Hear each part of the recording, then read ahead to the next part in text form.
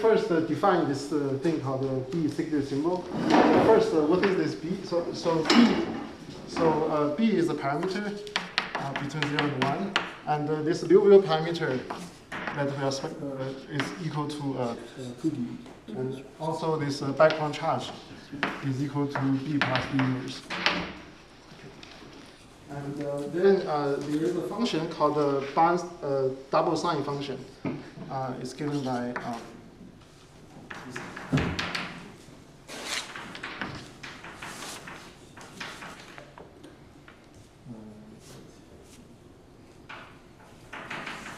and this is a double gamma function, which appears in the DUZD formula. So B is between 0 and 1. B is B is between 0 and 1. And so this is so you can view this as a meromorphic function that satisfies the following shift equations.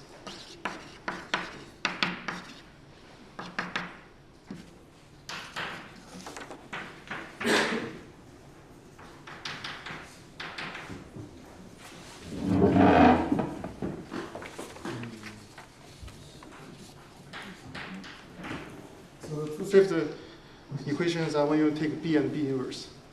And if B is irrational, this uniquely defines the solution, and then you can meromorphically extend to make it another one.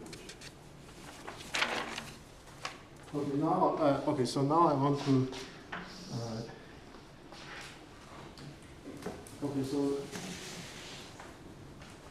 Let me first write down the formula for this B secret symbol. Then I will introduce the parameters. So the B secret symbol I will write in the following way. So it has 6 parameters. And the B will be fixed throughout. So this will be equal to this. So you have an integral and then some prefactors. The integral is given by this.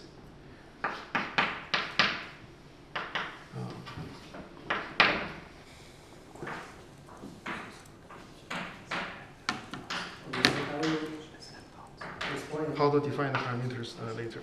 So this times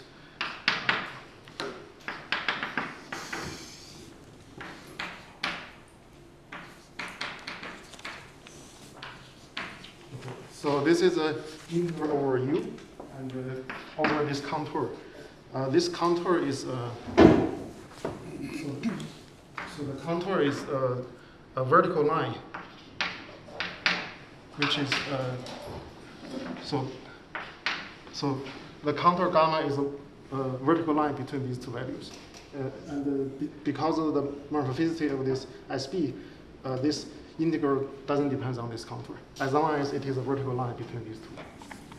And the prefactors are some DUZZ-like factors.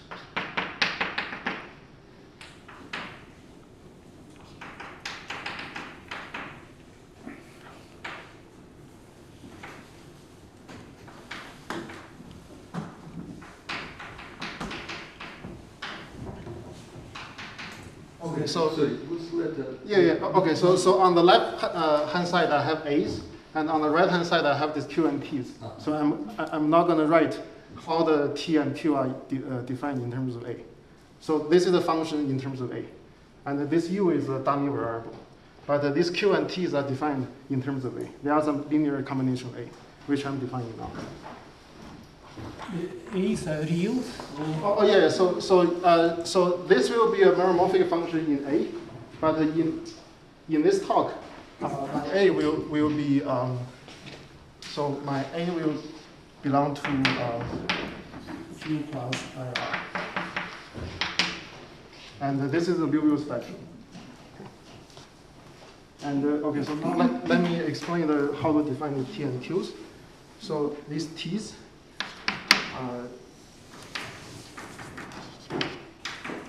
I will first just write down the formulas, and then I will draw the picture to see how to see them.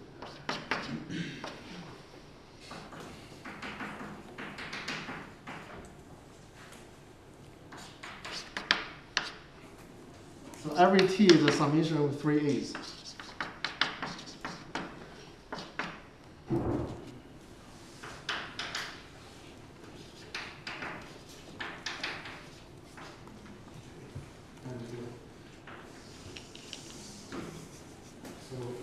And these Q's.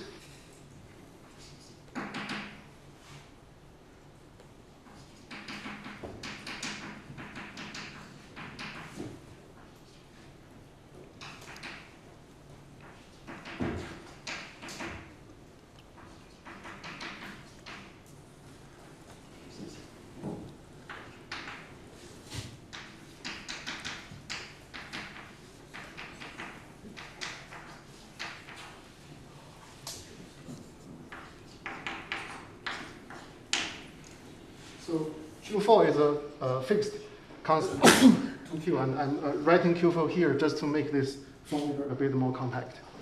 And then these T's are some linear combination of A's. So how to remember the definition of T and Q's? So we can draw a tetrahedron.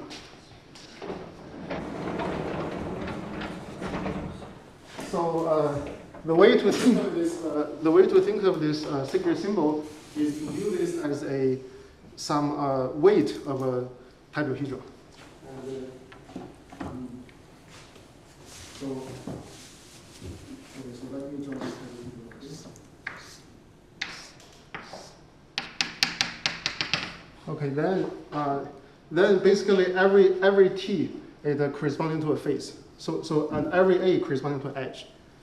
And, okay, for example, we can label E1, E2, E3, E4, E5, E6. Okay, so the rule is that A1 and A4 are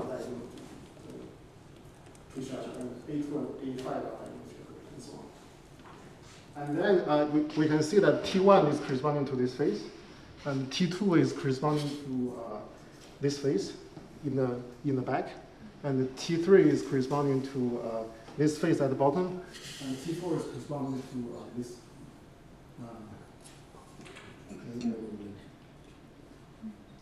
T4 is class 5. Okay, so this is a way to check whether it's correct. And then, so Q1 is basically summing over these 4 edges. So you're summing over all of the 6, and you subtract the 2 diagonals. And then you can define Q1, Q2, and Q3. And then by definition, it is pretty obvious that the B secret symbol is, it has the tetrahedral symmetry, meaning that if we relabel these edges, then it doesn't change this value. So what's the conformal dimension as a function of the parameter A? So now this is only a special function, so there's no conformal dimension yet. But later the conformal dimension will be this. So the conformal dimension.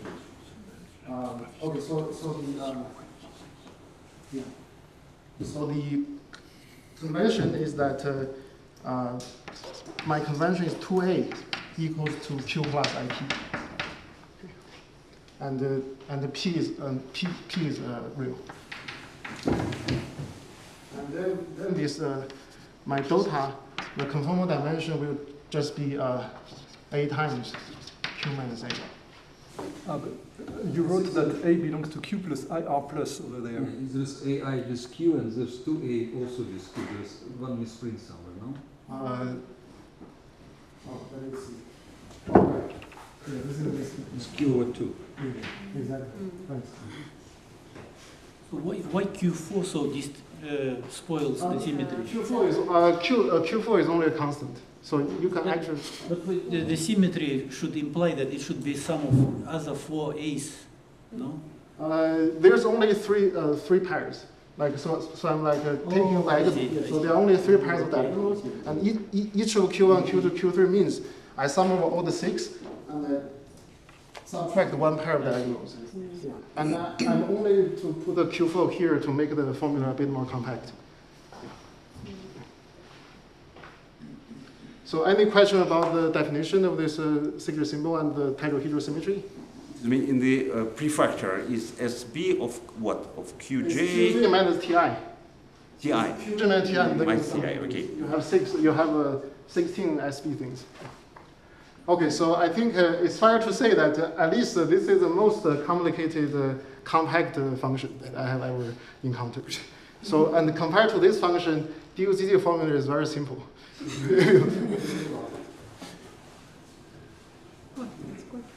Okay. How does the function change if you have the contour integral left of 3/2 Q? Oh, then you need to think about what are the poles of the integrand, and they can be figured out by this shift equation. And it's actually, and I think, yeah, so by doing, okay, once you do this kind of shift, you will see some residues. But today I will solely focus on this case. But B can be equal to 1, right? Yeah, B can be equal to 1, yeah.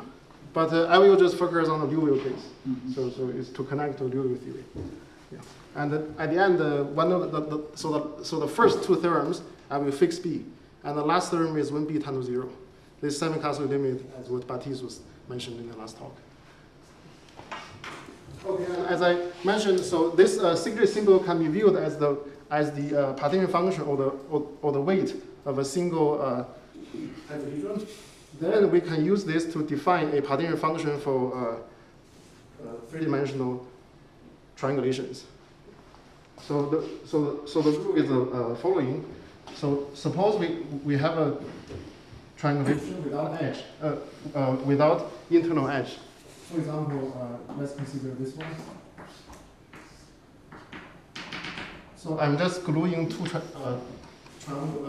I'm gluing two tetrahedrons. So one at the top, one at the bottom.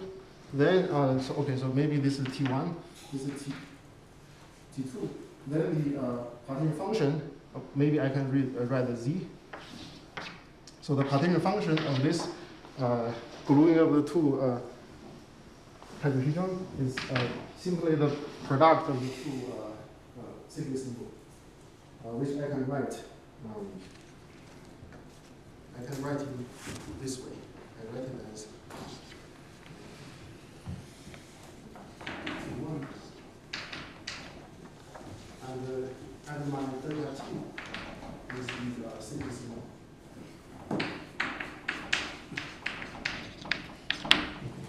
And then this is a function of all of these external edges. This is one example of the partition function, and without any internal edge. And then I can also consider triangulations with internal edge. And the rule for the internal edge is we just integrate the internal edge against some spectral measure. So and one example of the cases with the internal edge is similar to this picture.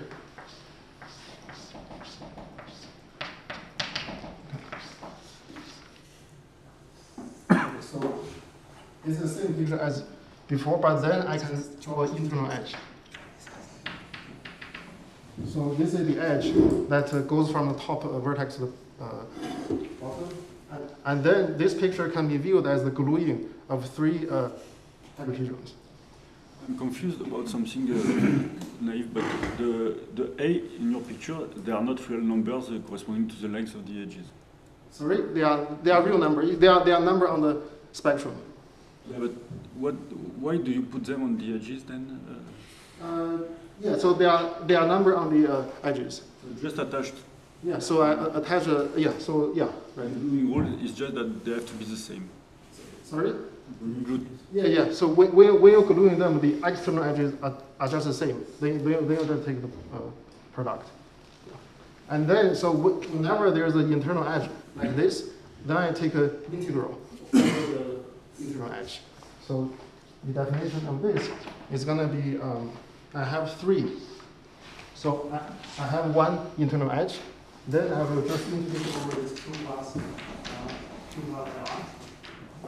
And then I first have this three triangles. We will time them together. Then we just integrating over some spectral measures.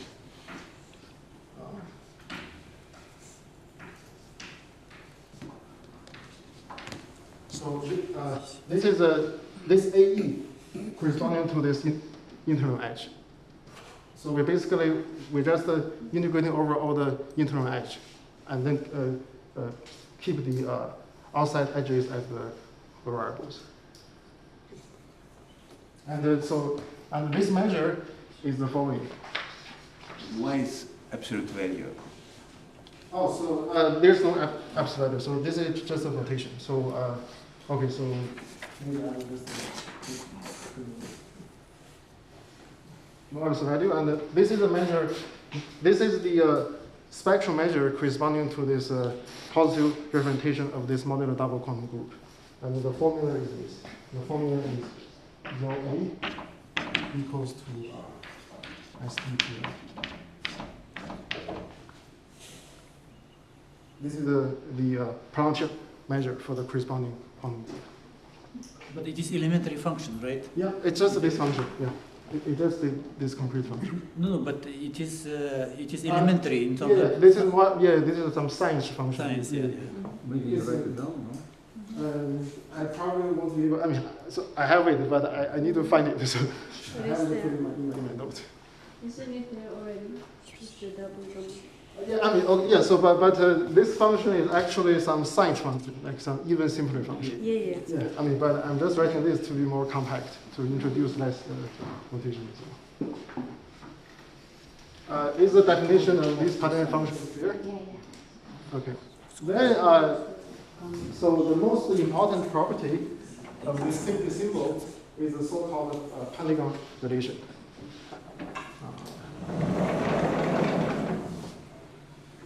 Maybe you can mention the double sign function is more or less the quantum diagonal. Okay, so thank you for mentioning this.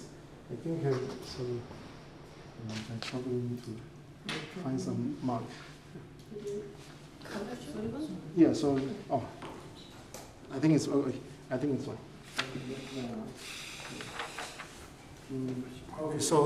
So the most important property for the signature symbol is the so-called Pentagon relation.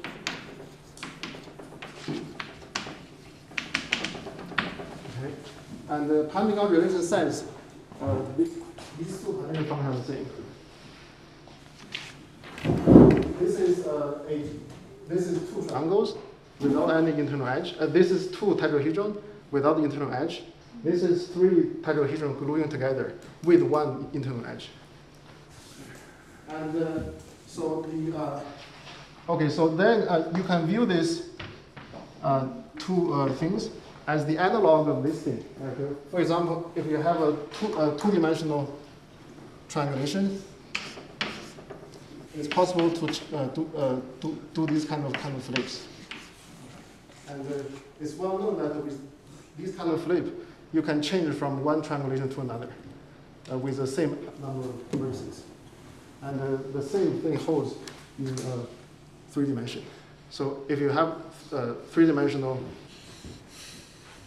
triangulations, you can do these kind of moves to move to any other ones. And then we can imagine that this will give you some way of defining a topological invariant. And this is called a 2-3 move. And this is called a 3-3 move. We have also one form of. Yes, it's also possible to do. Yeah. I think okay. So there are technical issues with whether this particular function is convergent or not, and at least for 2-3 moves, this is not a problem. And as I mentioned, so this equation is one of the most complicated functions that I've ever met. Then how can you imagine that someone can prove this? So, and the way to prove it is by understanding what's the definition of the signature symbol. So what happened is that this Pentagon relation, this is a common property for all security symbols of a group or quantum group. So maybe I can first, I will just explain what is the definition of this sl2 security symbol. And then I will explain what is the Pentagon relation for this sl2. Then the similar things will hold for this other. Can I ask you, so is the statement that this is independent of the tetrahedron decomposition? Yes. Okay. Yes. So both of these two partition functions, they only depend on external edges. And this means that they are the same. Okay, so the definition of the secret symbol is related to the tensor structure of these groups or algebras. And so let's say, suppose, let me use this to label. This is all the irreducible representation. And maybe I also require that it's irreducible unitary representations of SU2. Then there's this thing called the Collapse-Gordon decomposition. So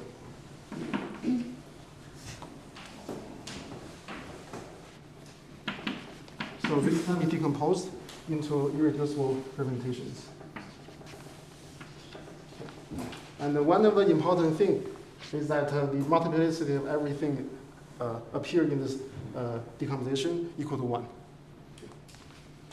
And that means that there is this intertwining operator is only one-dimensional.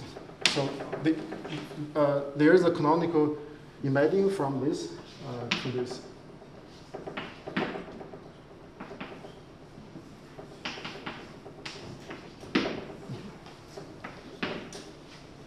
Okay. And then this is the so-called collapse-Gordon embedding. Okay, and now let me consider this intertwiner from. Now let me consider the intertwiner from V lambda.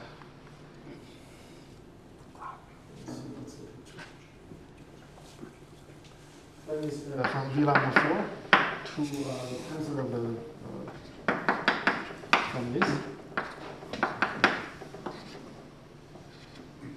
So this is the multiplicity space if you want to decompose this triple tensor into this irreducible reps. And then so here this space has two canonical bases. So one base can be labeled. So one of the bases is that I start with V delta 4. So I first embed it into V1 tensor V2, V lambda 1 tensor V lambda 2. And this is something can be done using this canonical embedding. And then I further embed it into this.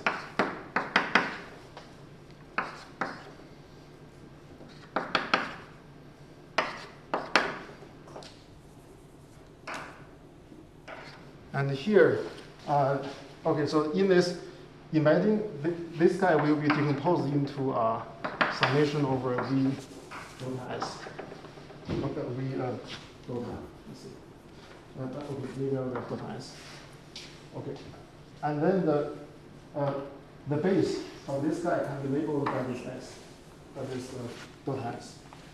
And then the other one is we first embed this. V delta S, V delta 4 to the last two tensors. And this can be represented as a diagram. So the diagram is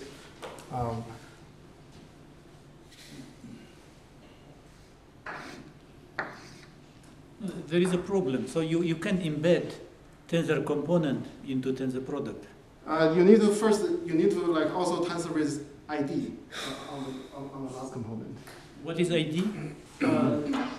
Oh, you mean whether, so you mean the problem from here to here? Yeah.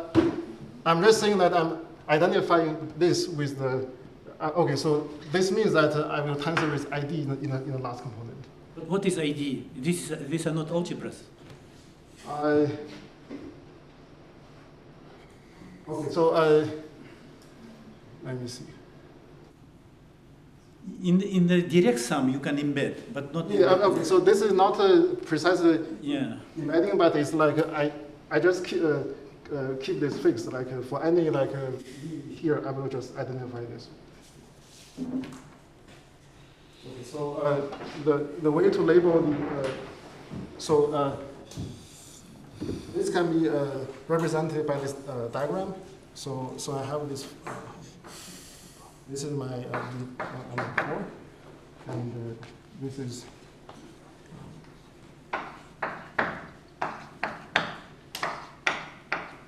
And this is .s.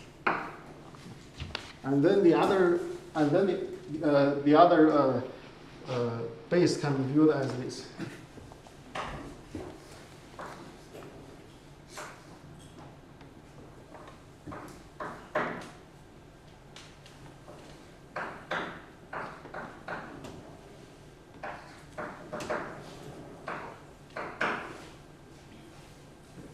And then the secret symbol of the SU2 is the transformation between the two.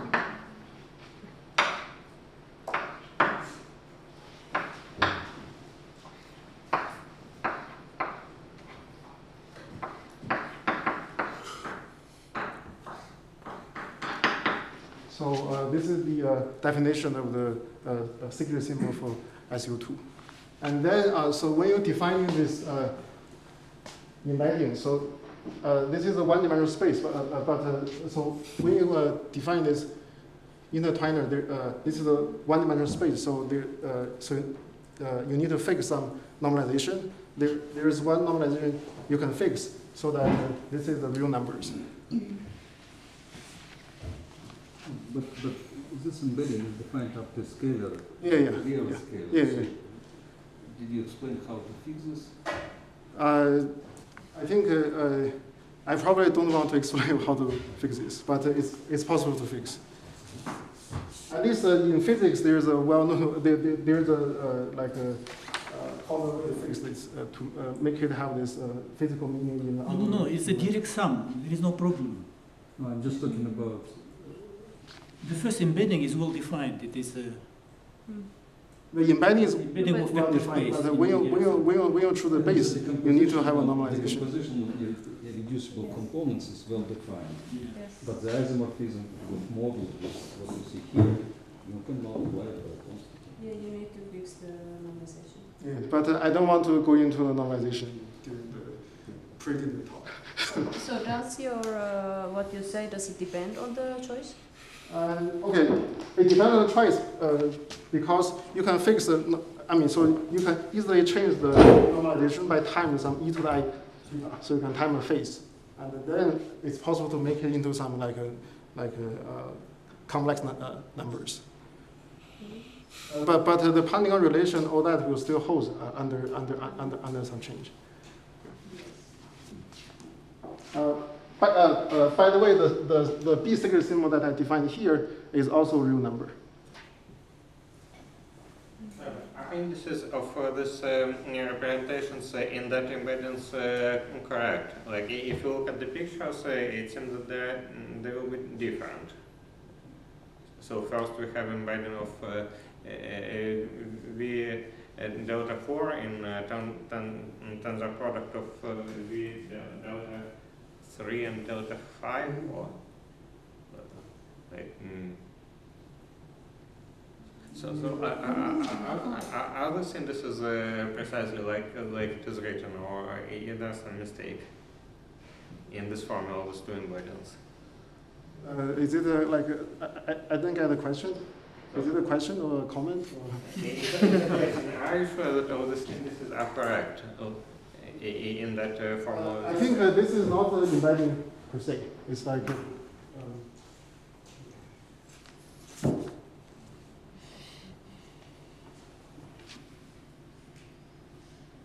okay, so I think basically, eventually you want to embed this V delta 4 to this space, right? And when you embed to this space, you need to choose. Okay, so this can be decomposed into I choose a base vector here, then I just choose like then I can view this as some. So I can view this as some like a subspace there. Then I need to find the vector to put there. Why the kernel space A is a product of two same spaces as in the last term? Probably there will be just different factors in the intermediate term. Okay. Okay, so maybe okay. The graphical is correct. Graphics. You should look at the graphics, not at the analytic one. I'm looking at the graphics and they are different in this, if I understand correctly. Okay, but maybe we can focus on the graph. Yeah. And also, like one thing I want to emphasize is that this is a well-known picture for SU2, and then this like all the reasonings for SU2 is the same as for these B-sigma symbols. Okay, and then how do we see this Pentagon? First of all, so these two bases are both orthonormal base, and then this means that this is a orthogonal matrix. If you fix these 4 parameters, this is a orthogonal matrix of these 2 parameters, and this is a so-called orthogonality of the sigma symbols. And the Pentagon relation can be seen from consider the 5 different cases of this.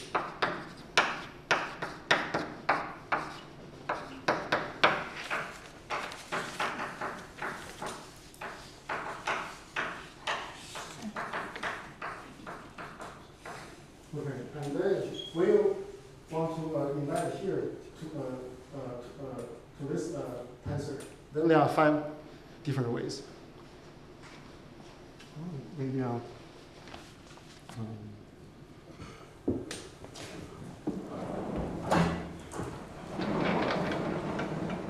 Sorry, erase this.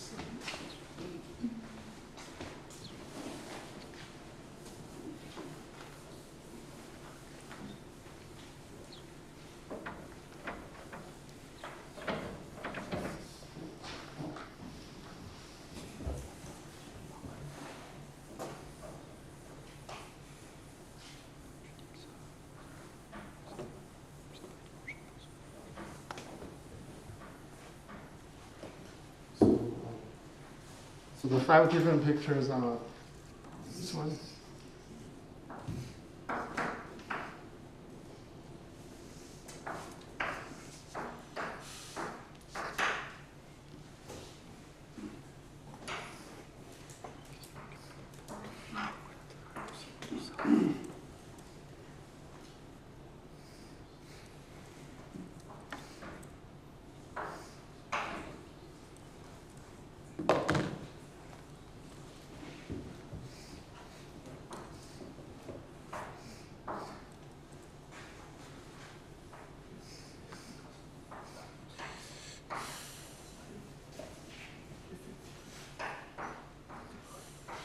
And then, so when I draw the picture like this, then in order to go from here to here, what you can do is one way is to first go to here, then go to here, and the other way is to the other path. And then whenever you do this change your base, there will be this sigma symbol going up. But with different labels, with different variables. And it's not so easy to explain, but actually, once you put it together, so the fact that the way to go from here to here equal to the way from go to here to here is exactly this Pandion relation. And this picture is the reason why this relation is called the Pandion relation. So I first learned the Pandion relation at the beginning of I think it's during my visit at IIS in 2022.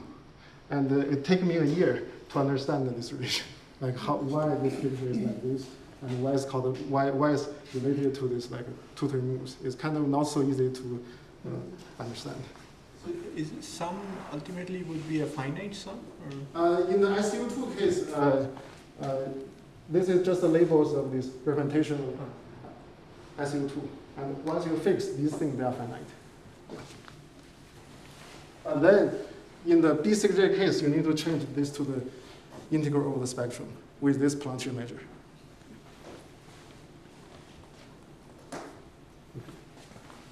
Okay, so this is the, so I started at 540, right? Okay. You have 25 minutes. Okay. Okay, so now, okay, so I haven't explained why this function is called the sigma symbol.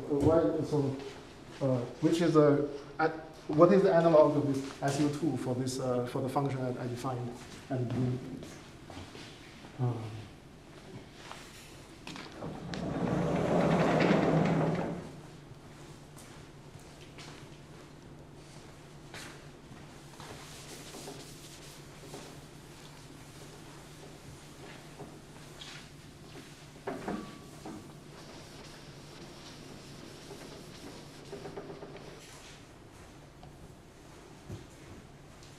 Okay, so I think okay, so I will not give the precise definition, but to motivate this object, so recall that so this Lie algebra sl2c, this is a quantification of this Lie algebra sl2.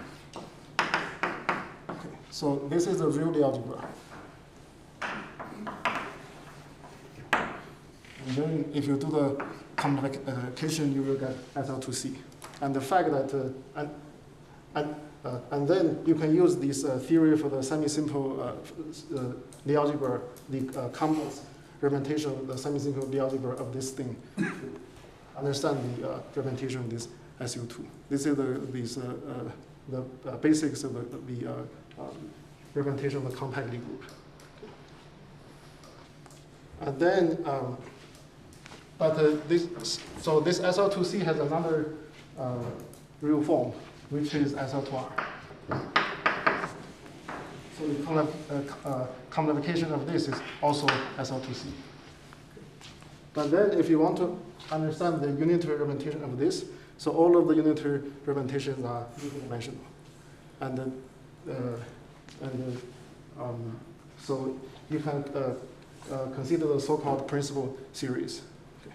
And then quantum group is a way of deforming these algebras by deforming by parameter q, so that the tensor structure can so that you can still talk about the structure. And then since you can talk about the tensor structure, you can still define the secret symbol for the quantum groups. And then the quantum group that we are going to talk about is this deformation of this, which is given by this. And this Q is equal to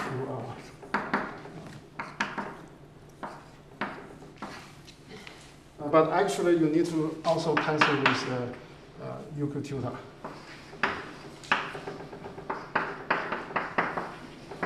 And Q tilde equals this.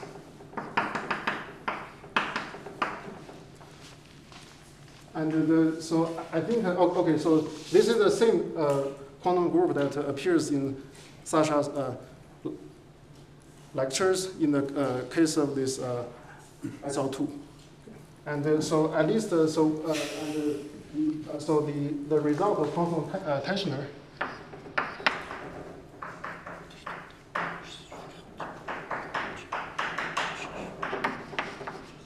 so they say that the secret symbol for this quantum group is given by SB. So you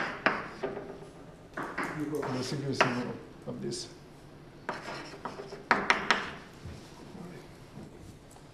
So I will just write it as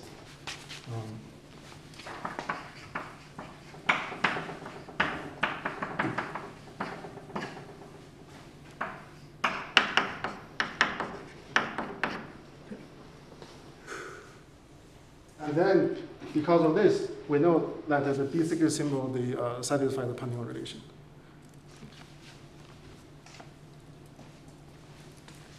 But for specific class of representation. Yeah, for this. Okay, so yeah, for these so-called positive representations.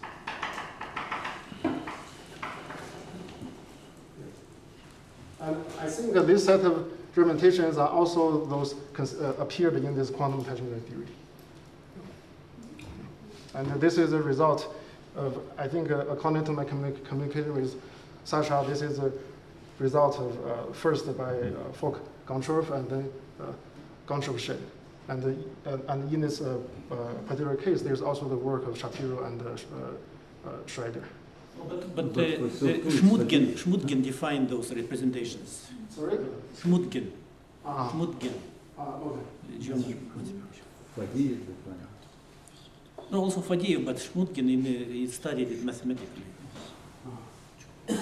At least my understanding is that this quantum group was first introduced by Faddeev, and then I think this representation was already considered by him.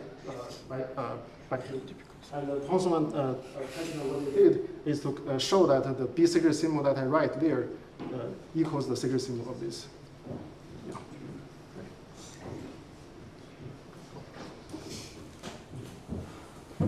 Okay, so now let me start with the first theorem. This one is secret symbol.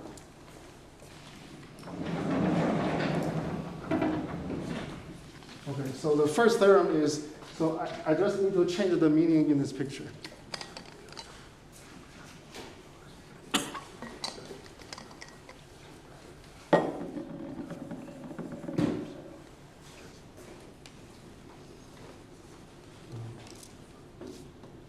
So the first term is that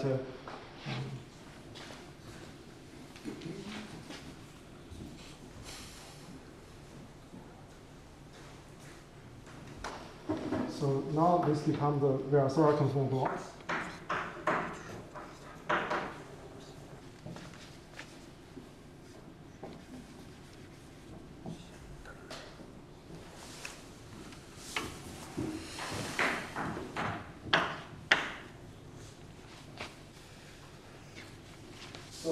So the first theorem says that if we consider the S-channel conformal block for the Virasoro and the T-channel conformal block, then there's a channel base, and the kernel of this crossing transformation is exactly this BCD symbol.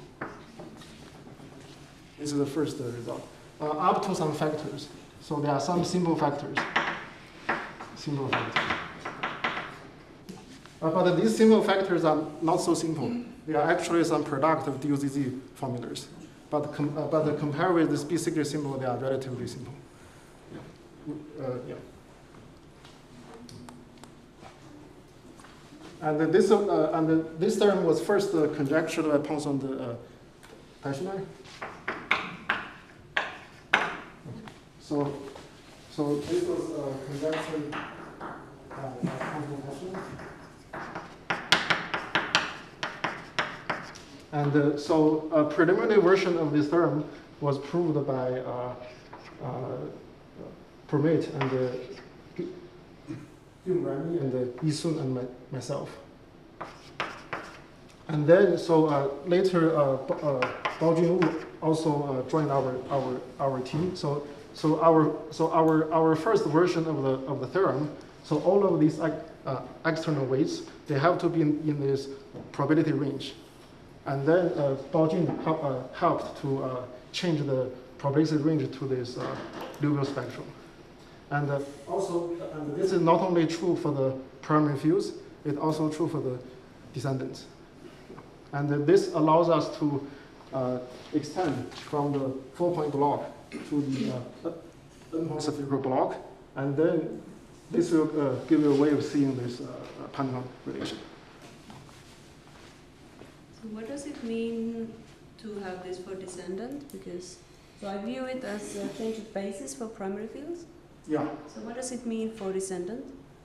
I think okay. So So one way to think about the descendants is let me see what's the best way to explain it.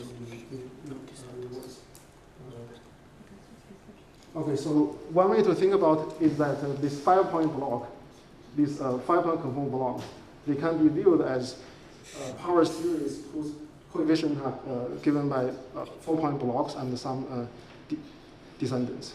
And then,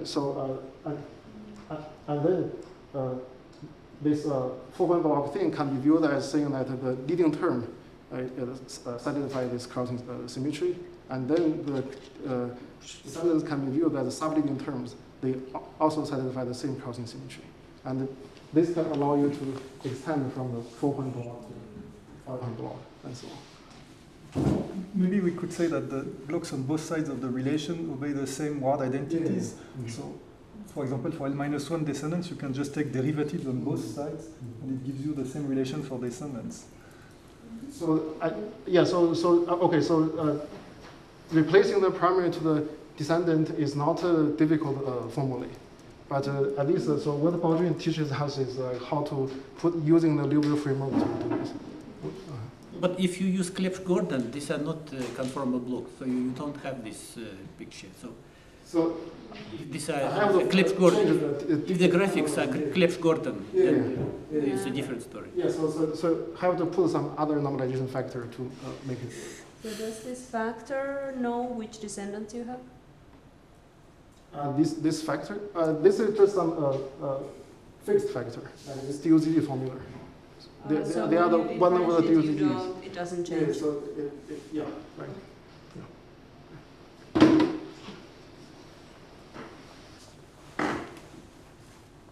Okay, this is term 1. And okay, so maybe I can explain so why Thomson-Teichner proposed this conjecture. Okay, so our proof of this conjecture is based on the boundary CFT. But so let me explain how Thomson-Teichner how they propose this conjecture. So the way they so the idea is that so I think so if you look at many works by Teichner and collaborators on the Liouville theory, one of the basic philosophy is that although the Liouville theory is a non-compact unitary CFT, it behaves very much as a unitary rational CFT. And there are two important things for unitary rational CFT. One is this thing called the Gaussian-boosted correspondence. And this is a correspondence that relate CFT with quantum group.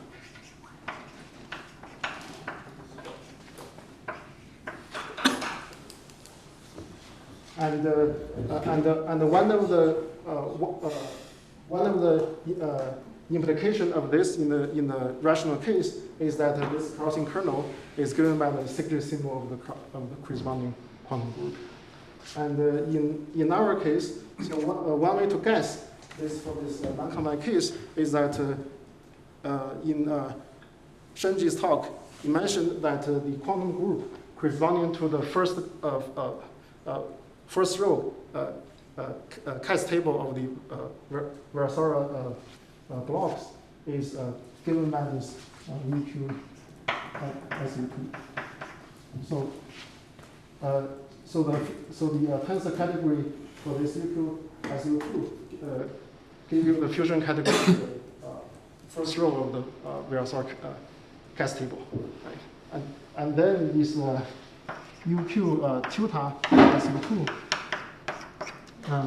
It gives the first column category. And then if you want to get the fusion category for the full CAS table, you just need to tensor them. So basically, this representation tensor category for this give you the CAS table fusion category. For the roots of unity. Yeah, only for generic Qs, I think. Yeah. So at least it's like a more apparent in the generic Qs. I think for the root of unity, you can do some like quotient or whatever to get the linear models and so on. But for generic Qs, it's just corresponding to this Versor first row and first column. Sorry, so is this correspondence a type of Shorvai duality? No. I'm. Where is the Shorvai? Yeah. So I don't see this. Isn't it like a Langlands duality? What I mean is to have a big algebra where let's say the Virasor algebra and the quantum group would be commutants of one another. That is okay. So at least so I understand the Shorvai duality. That you mentioned is like a time-relative algebra and this thing can be. But I think that this Shorvai duality is more like the definition quantum group is kind of like a definition of the Shorvai duality for the classical ones. But this CFT is not in the Shorvai duality picture, I think. And I think this is a pretty deep correspondence. And what Shasha mentioned in his conjecture, which is the pairing between the CFT and this cluster algebra class in space, is kind of can be viewed as a generalization of this Kazan-Lucy correspondence to this non-compact quantum groups and corresponding CFTs. Okay, so this is the motivation why we want to consider this, and this is for the sl2, but now the user CFT is non-compact, so we just replace this sl2 sl2. And I think this is how Ponson-Teschner conjectured that the crossing symmetry, the crossing kernel of this should be equal to the degree symbol. At least this is one way to think about it. And then, okay, so then once you have this, the unitarity, the orthogonality of the degree symbol implies crossing symmetry for the full point bootstrap.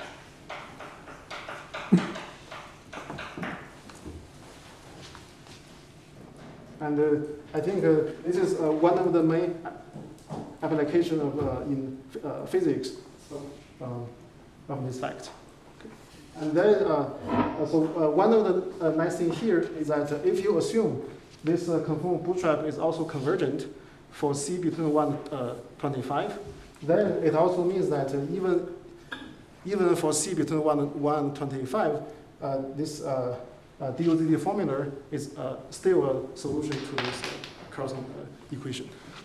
The orthogonality is with respect to this measure from before? Sorry? So what do you mean by orthogonality? Yeah, okay, so this orthogonality is with respect to the other measure. But here, I also have these kind of factors. Yeah, so I mean, if I want to like write it down, I have to be careful about these factors, which also involve the DOZ formula and so on, and the reflection coefficient and so on. But the high-level message is that you can derive the crossing symmetry of DOZ formula and the usual spectrum from the orthogonality of the DCC. And then the Pentagon relation shows that n-point spherical bootstrap is also consistent. And this means that you can define a consistent Liouville theory on the sphere. And so we also have a similar formula for the modular transformation of the one-point torus block. So when you think of the quantum group in terms of spin chains, it's important that there is a co-product. So is there anything similar here? The quantum group naturally have a deformed co-product. How do you even define the tensor product of the representation if you don't have a co-product? Yeah. So the meaning of quantum group is to deform the co-product to make the tensor operation work. If it was a spin chain, you could write you could write explicit generators and so on to see what happens to this co-product. Can you do something similar? I think you can do this. Like you can write these EFK generators and see what are how it behaves. So one of the messages is that this is not so different from SU2. The difference is you change the summation to the integral. So it's similar to the representation of SU2 and SL2R. Yeah.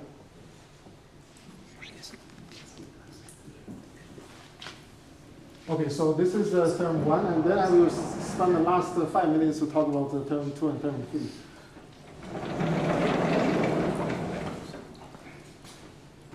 And it all follows, okay, so the high-level philosophy is all that this SU2 and SL2R are really not so different.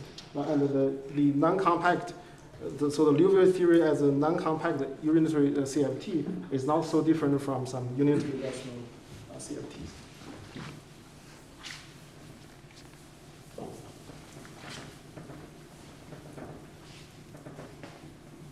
So one of another nice fact in unitary rational CFTs is that if you consider so by Cardy's boundary CFT theory,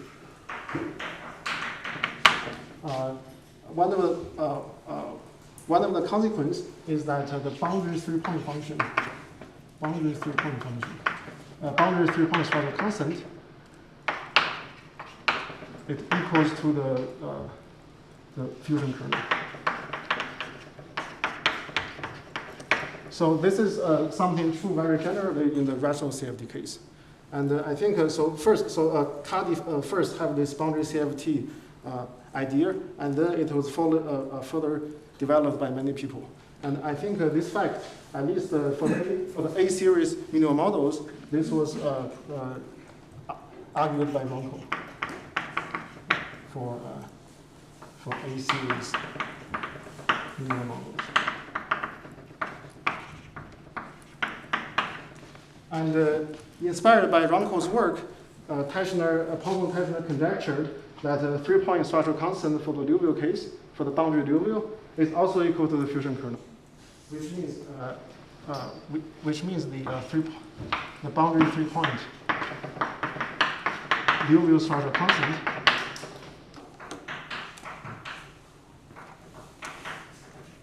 is also equal to DCBC. And this is the second term that I want to mention. And this is proved with Marisan, Gilbrandi, Tunanzu. And here, the picture for the three-point structural constant is like this. So have 3 boundary points. And then at every punctures, I can put a vertex insertion. And then on every arc, I can put some boundary condition. I can put a boundary cosmology constant. And they are exactly these 6 parameters. And this term says that this equal to this. Under reparameterization transition. So you need to reparameterize the boundary constant by some other variables. But after changing variable, this is true. But on the right hand side, you have a tetrahedra as a combinatorial. Yeah. On the left hand side, you just have. You have a 3-point disk. Huh? Yeah. On the left hand side, you have this. Can you explain how you relate these two combinatorial descriptions? They are. I think to see the tetrahedral symmetry from this picture is highly non-trivial. I don't know how to directly see the temperature distribution. But the statement is the same thing, so that means that there's a correspondence. The correspondence is like this, so it's like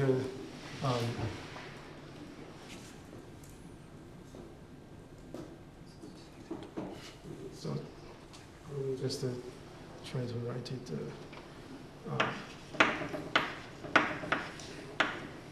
Okay, so I'm writing sigma 1, sigma 2, sigma 3, and these sigma 1s and this boundary constant, they are related by change variable. And the change variable is mu i sigma I equals to sorry.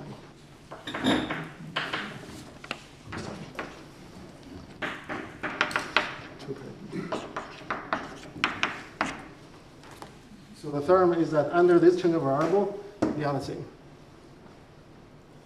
Sorry, and if you set the bulk cosmological constant to 0, then you have a different formula. Yeah, okay, so right, so this is in the case when mu equal to 1. Yeah. So I'm setting the bulk equal to 1. Then okay, so when mu equal to 0, this boundary constant was previously computed by Remy and 2. But is it still related to the 6J symbol? It is related from our proof of this result, of this result. But apparently, I mean, so the relation is highly non-trivial, actually. But can you write similar formulas for arbitrary mu, say between 0 and 1? Okay, so the dependence between this is, okay, so the arbitrary mu and this, it only differ by a mu factor, like mu to some power. So the arbitrary, in the bulk case, this mu parameter is not essential. So the dependence of the correlation function, if you only have the bulk potential, the dependence on the cosmological constant is only mu to some power. So the mu was originally in the beginning of the lecture was mu between 0 and 1. That is B. Mu is this so-called like a bulk potential, the constant behind the constant before the bulk potential. So in the bulk case, so in the bulk case, the potential is not so important. You can set it to be 1 or 2 or something. They only differ by power. But in the boundary case, there is only 1 degree freedom. So you have to fix it. Okay. So this is theorem 2, and so the way we prove it is by deriving the shift equation for this, which is the analog of the shift equation for the DOZZ formula. And then in physics literature, Teschner, so he also argued that in the Pandigon relation, if you put certain degenerate weight, then you can derive a certain shift equation for the Sigrid symbols. And we show that these two shift equations are the same. And Teschner claimed that this shift equation uniquely determined the B Sigrid symbol. And he didn't give I don't think he gave a full rigorous proof, but a rigorous proof was later given by Lorenz Eberhard. Okay, so this is theorem 3. And okay, so then I will just conclude with the last theorem.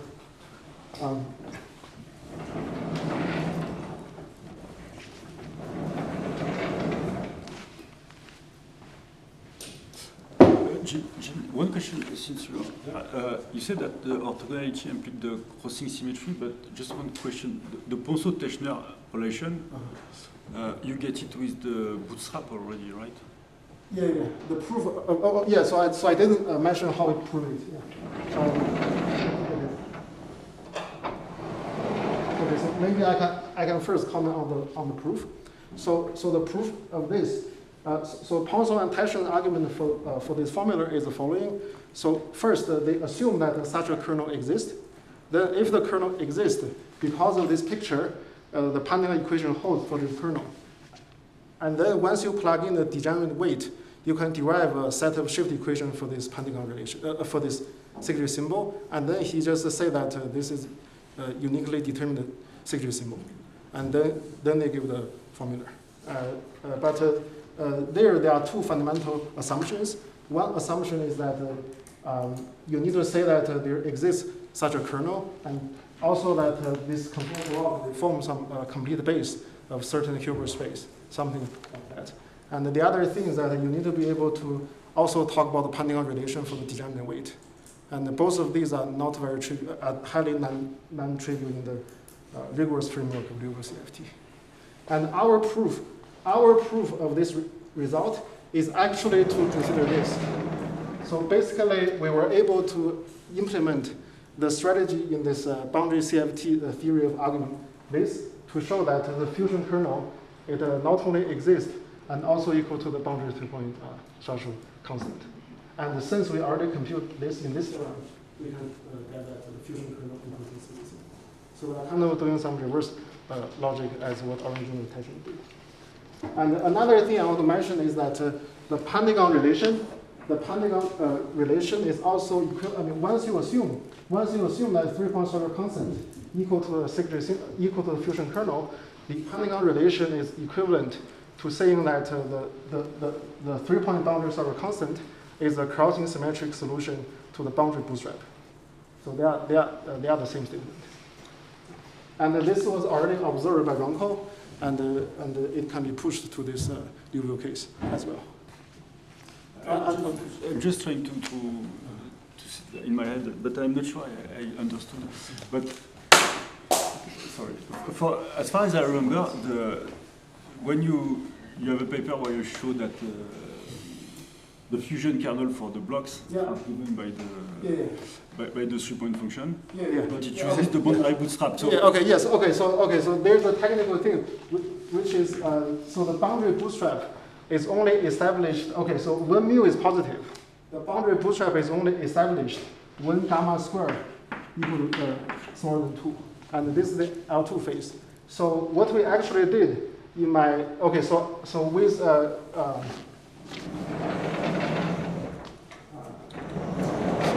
where is the theorem? Okay, so we have a draft online in 2023. So what we did is so we implemented this strategy for the mu equal to 0 Liouville theory. So we implement that, and then we are able to express the fusion kernel in terms of the boundary 3-point threshold constant for the mu equal to 0 Liouville theory. And then there's a very annoying thing, which is the formula we get. So the formula we get is very different from the fusion kernel, from the B-secret symbol that I wrote on the board. And the reason is because this integral that we write for the definition of the secret symbol, it has a very large class of symmetry. It actually has a symmetry which is the Weyl group of E7. So then what we did is we used computers to find the actual transformation to link the two expressions of the secret symbol. That was the original proof of how that was done. But then later, after we learned a bit more this Cadi boundary CFT, we can actually just directly implement this for this mu positive case.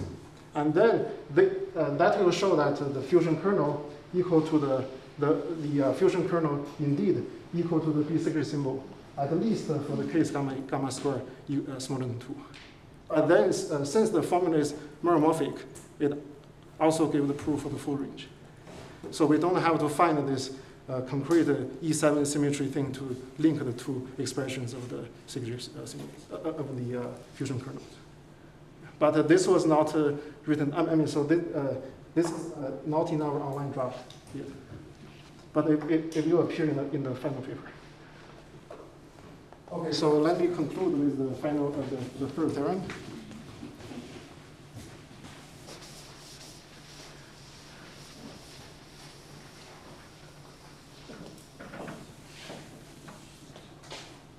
Okay, so as I mentioned, this way give you a way of defining this a partition function for every triangulation, and then then actually this defines a topological invariant, which is a so-called Torah-View invariant.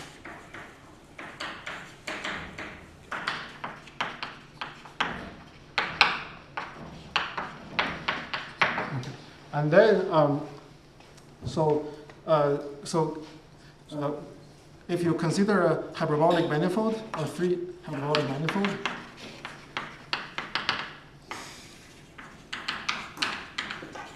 and the case we focus on is the case where we have a totally geodesic boundary.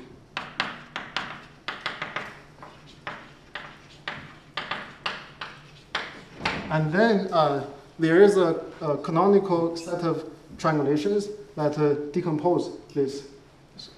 And then we can use these triangulations, maybe this manifold M. And then, so the 12-view invariant for this manifold, so this manifold carries some canonical triangulation. With this triangulation, this is given by this partition function. And there are not only one triangulation, there are many of them, but they can be linked by 2-3 moves. And because of this Pandian relation, it doesn't depend on T. So we actually have a invariant. And what we showed is that if you consider pi, if you consider the semi-class of this as b times 0, this converts to a hyperbolic boundary. And the correction term is also, okay, so in 3 dimensions, the hyperbolic volume is a topological invariant of this manifold, and the subleading term of this semi-causal limit is given by some Hausen term, which is also a topological invariant. And okay, so important thing is that if you replace sl2r to sl2, then this is the volume conjecture. This is the classical volume conjecture for 12. And if you and then there are also some closely related topological invariant defined by this quantum group of SU2, and they are, for example, they are the so-called Color-Jones polynomials and Witten-Vertigen invariants. So they are so in the case of UQ SU2, they are like several variants of this volume conjecture, which are still very big open questions. And what we proved is that if you change this quantum group UQ SU2 to this modular double of UQ SL2R, then at least for the 12-view invariant, this volume conjecture. Okay, I will just finish here. Thanks.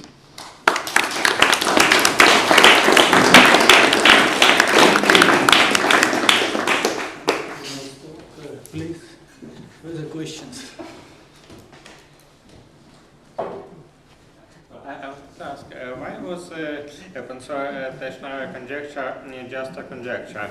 Like this argument about shift equations? This is rigorous. Yeah, so the argument for shift equation is rigorous as long as you assume that this crossing kernel exists.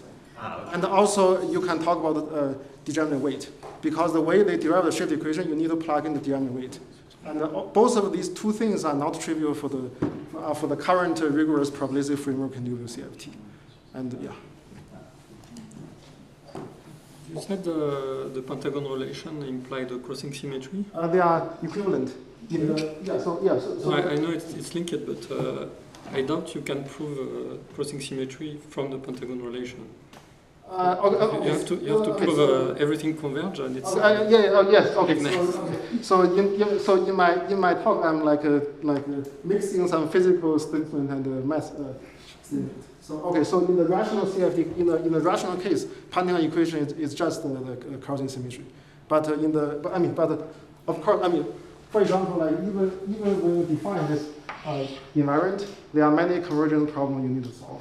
And actually, we can only, so it's actually a subtle question. So we can only say that this thing convergent if this triangulation supports something called the angle structure.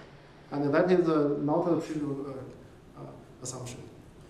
And then when we show the semi-causal limit, we cannot show that for every angle structure supported triangulation, this is true. We can only, we have to specify to a subclass of that. And if we can show that for any angle structure supported triangulation, these holes, that would actually imply to me, so it seemed to be a well-known conjecture in 3D geometry, which is called the Chiasson conjecture. And this means that this semi-Cartesian limit is not non-trivial.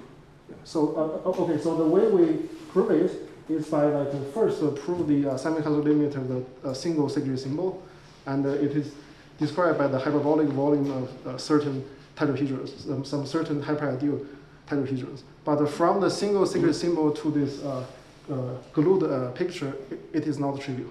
Otherwise, you would be able to prove the Chiasson conjecture. So there are still non-trivial hyperbolic geometry to be done in order passing from a single semi-Cartesian limit to this model environment. The Sigrid symbols have plenty of symmetries. Yes. Not only there's also this thing called Ricci symmetry and so on. Yeah, if they are also. They are not so clear from this picture. Yeah, but if they hold for. They also hold for this B Sigrid symbol. Yeah. And then you can go to complex B also, right? Okay, so this theorem. This theorem, this one. Okay, so this guy. Okay, so we currently. Okay, so our current definition is B equals 0 and 1, and I think so we proved that this environment is convergent. I think if we work harder, we might be able to say that this environment is defined. SB is still well defined. Yeah. I mean, individually it is well defined, but if you take the integral, you need to make sure it's convergent and so on. So it's not. We haven't checked, but the belief is that it can be defined at this place. So do you think it could be analytic in a neighborhood of 0 also? That couldn't be the case. Okay, so this is this is similar to this kind of thing like asymptotic series. So the expansion in B will only be asymptotic. If you want to recover this environment, you might need to do some like recursions or whatever, similar to the TR thing. But this is not. I think that is also open. Yeah, this would contradict the existence of quantum world. If it would be analytic and considered. Contradict to what? To the existence of quantum world, to our existence. More questions? If not, let us thank the speaker once more.